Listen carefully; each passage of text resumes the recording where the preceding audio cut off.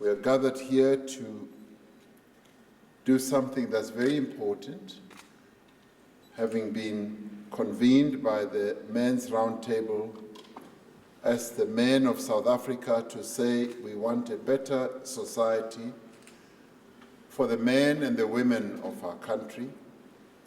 And today's dialogue has been convened to discuss what many of us regard as the social ills that face our society. This dialogue is meant to affirm that the majority of South African men want to end the violence and abuse suffered by women and children as well as other men. And through this dialogue, we want to send a clear message that this violence must come to an end. This moment allows us to acknowledge the trauma and the shame that is brought to many of our women by the actions of a minority of men who perpetrate violence and abuse. But this dialogue has also been convened to say, let's help those who need help.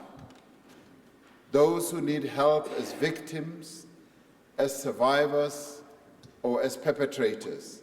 We want to bring to bear the full might of the law on perpetrators and the full impact of our support services on those who need those services most.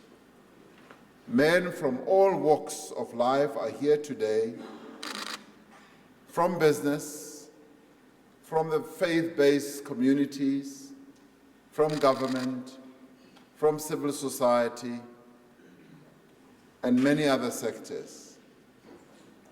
They're here today to look at how we as men of South Africa can contribute towards sustainable solutions. It is not by coincidence that we are gathered here at the Old Women's Prison on Constitution Hill. The women's prison here is a monument that captures the stories of many women, women who constituted the vanguard of our struggle for justice, equality, and dignity.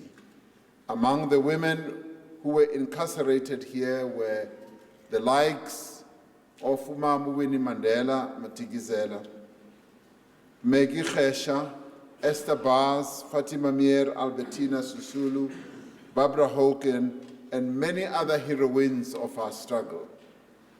We dare not forget the supreme sacrifice that such women and many other unsung heroines from the cities, from the townships, from the rural hinterland of our country paid for our freedom and our dignity.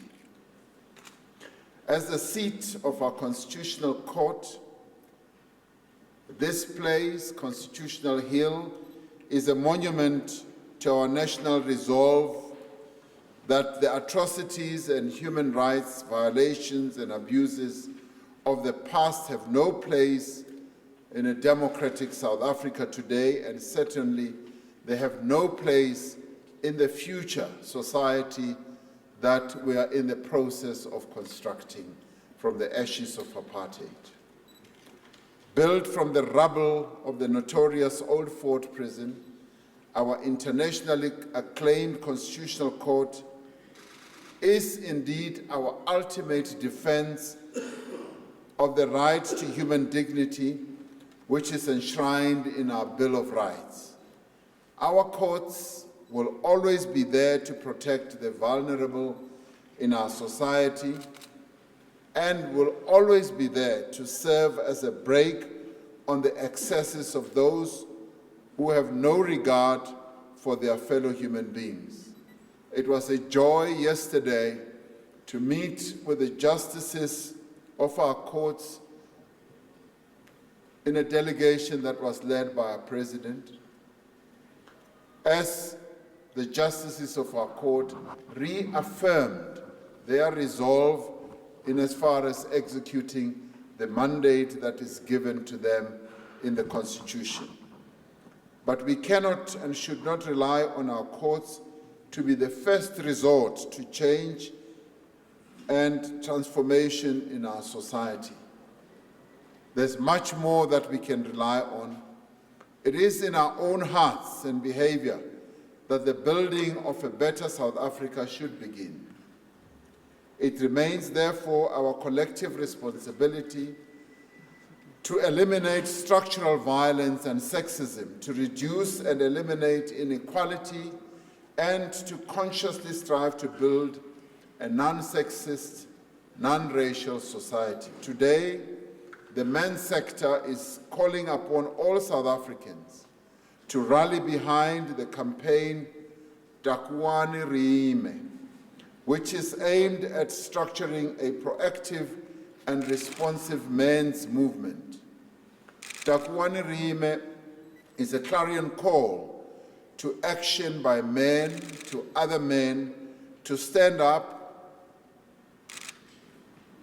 and to lead or be part of a humane culture that is based on values of care, values of support, of respect between men and women.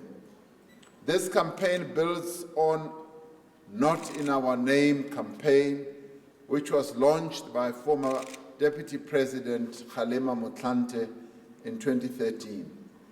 Under the banner of this campaign, we pledged that no woman, no child shall be harmed in our name, and certainly and definitely and irrevocably not in our name. One of the key components of Takuani Rime is to strengthen the coordination and the capacity of the men's civil society movement in response to our social challenges. As part of the campaign, today we are launching the draft South African Men's Charter. This is a really wonderful development. You will know that in the 50s, the women of our country led from the front, and they launched the Women's Charter before the Freedom Charter was even launched. The women of our country have always taken the bull by the horns. Ba tshwara thipa ka mo e leng bogale ka teng. Today, we are following in their wake. We will be launching the Men's Charter. This draft charter seeks to rekindle the consciousness of men so that they can awaken to their role and responsibilities in their homes as well as in their communities.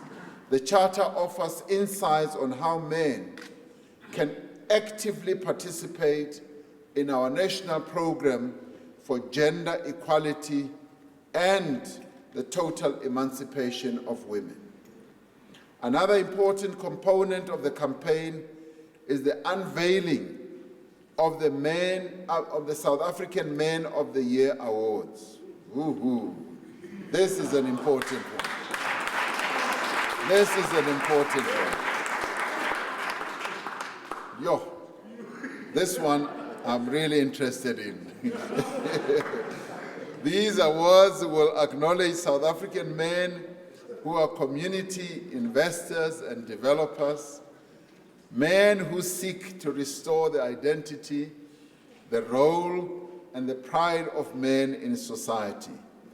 The last critical component of the campaign is the launch of a comprehensive men's health program.